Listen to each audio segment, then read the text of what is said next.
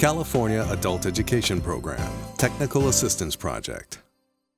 Hello, I'm Nikki Ross. I'm the program specialist for Grossmont Adult Education, and I coordinate IET for our different programs. And hello, I'm Amber Kiefer. I'm the IET instructor for the Health Occupation Center. We have a pretty large health occupation center, and so that's where we do most of our work right now. And we just wanted to talk a little bit about the challenges we've had, some of the aspects of our program, and quite a few challenges that our English learners were having, even getting into our healthcare programs. And some of the ones that we identified, and knew about right away, and have even learned more about over the last 2 years are things that you'd imagine, like reading comprehension. Very specifically, following instructions was something that we saw, but also came about as we collaborated with teachers in PLC.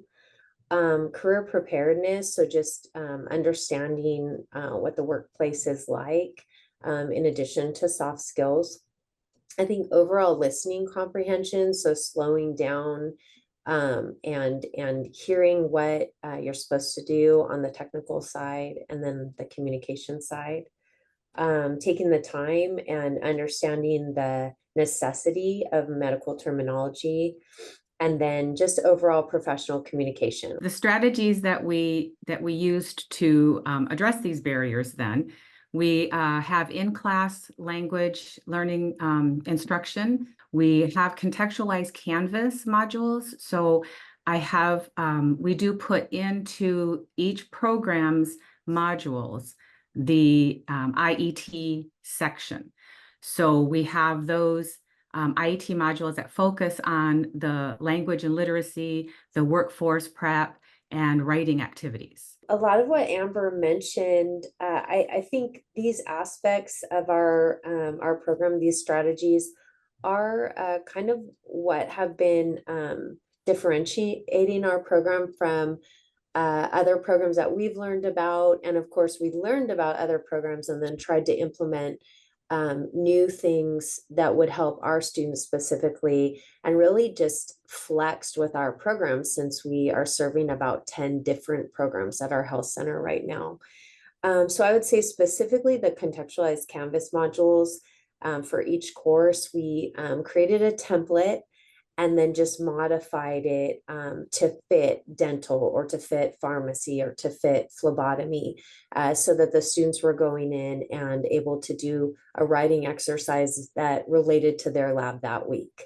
And then, of course, everyone does many of the same career preparedness modules, getting them ready for the online application, getting them ready for the mock interview. So a student could actually come in at any point, either do both or one, and then after that, we hope that they'll be prepared to then enroll in a program at our Health Occupations Center, or what we call HOC. And then this new simulation skills assessment that we've been working on, we bring in one assessment a reading looking for fluency and pronunciation, comprehension of that reading, step-by-step demonstration. So a student demonstrates their ability to do their technical skills. So a teacher's overseeing that piece,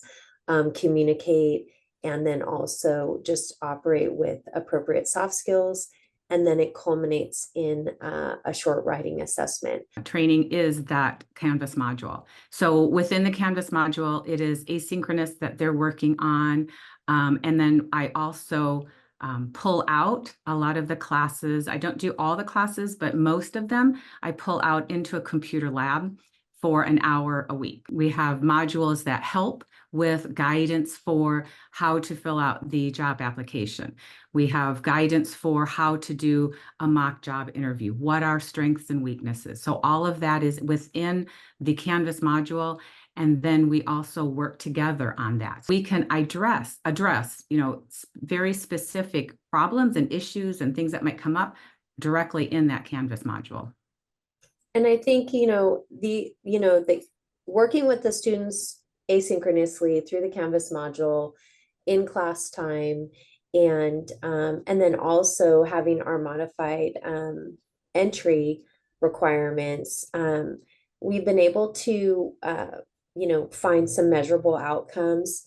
Number one, we've been able to greatly increase, and we have some really cool special populations data that the HOC director, Heather, put together, that shows the number of ELs that have increased over the last 4 years at our school, as well as the numbers completing. In fact, our numbers of ELs completing surpassed non-EL students. We can see increased CASA scores when we pre-test and post-test, of course, and see, okay, this student has really grown. For example, last fall from a 211 to a 227. The simulations, that's where we're really getting what our business partners need, what they need in a good employee.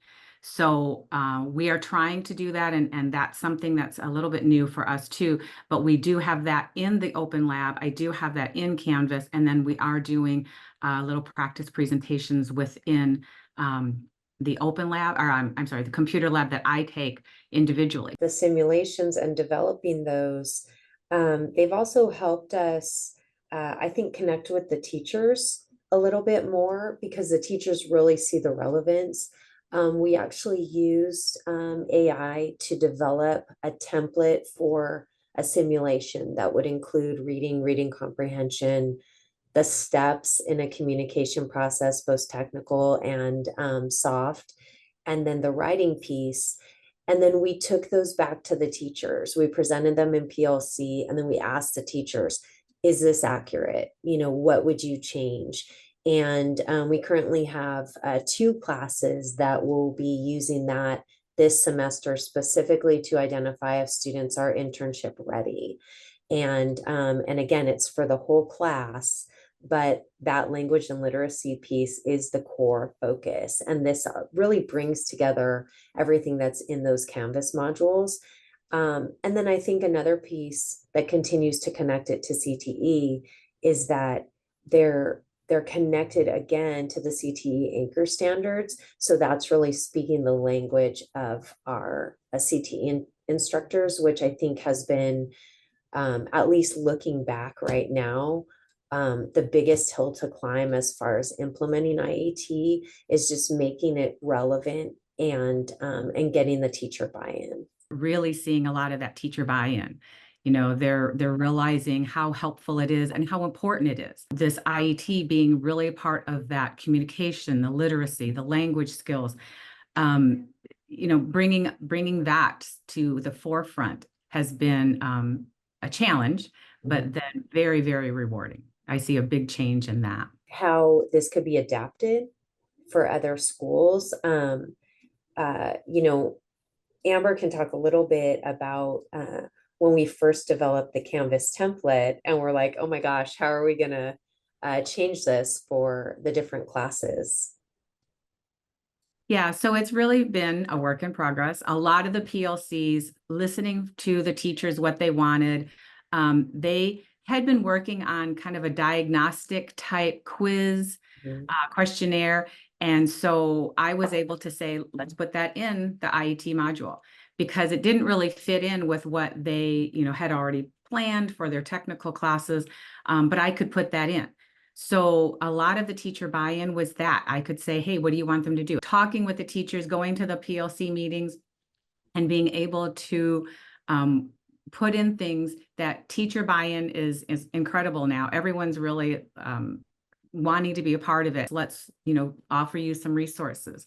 And that's what I tell the students when we meet, we're doing this to help you. My whole job here is to help you be successful in the classes and in your future career. They know a lot of their advisory members from the field. They really are interested in their feedback. And so through the advisory boards, we get a lot of feedback as to what soft skills are needed, what's needed as far as following directions, or how we can enhance, terminology for students that have a language barrier. When the employers tell us, soft skills are needed, they're not just talking about language learners. They're talking about everyone. And a lot of data has come about just through looking at that. We have many students that read below high school level that aren't language learners. So the language and literacy, the workforce preparedness, the writing, all of the things that we're adding in is really something that many of our students need. And we talk about that. We already know that in adult ed. We serve very unique students with unique needs. I think it's been really rewarding to see students who probably wouldn't have made it otherwise. And again, not just because of maybe English as their second language, but just because of schooling or their past or what their life was, and seeing them be able to get into these programs that used to have a much more of a barrier to that, and to thrive. I've had some students today, I'm a mom and a grandma, and I didn't think that I could come back here and be an MA, but I'm really doing well because of all this help. And, and I said, that's what we're here for. We're here to make you successful. Now I take the class for English class again, and I will be take the CNA class too. After I know here is different. It's hard. I need to study a lot, but maybe only if I continue to improve my English, I don't have problem for learning. After the CNA, I want to take LBN and RN. Awesome. If because of my country, my level is high, I can take that control for the hospital. I have my papers. Then I have a lot of practice too, but maybe no problem if here I can start the low level. Go step by step. But I can do it. Yeah. Awesome. Well, thank you so much, Elvia. Yeah, no problem. Thank you.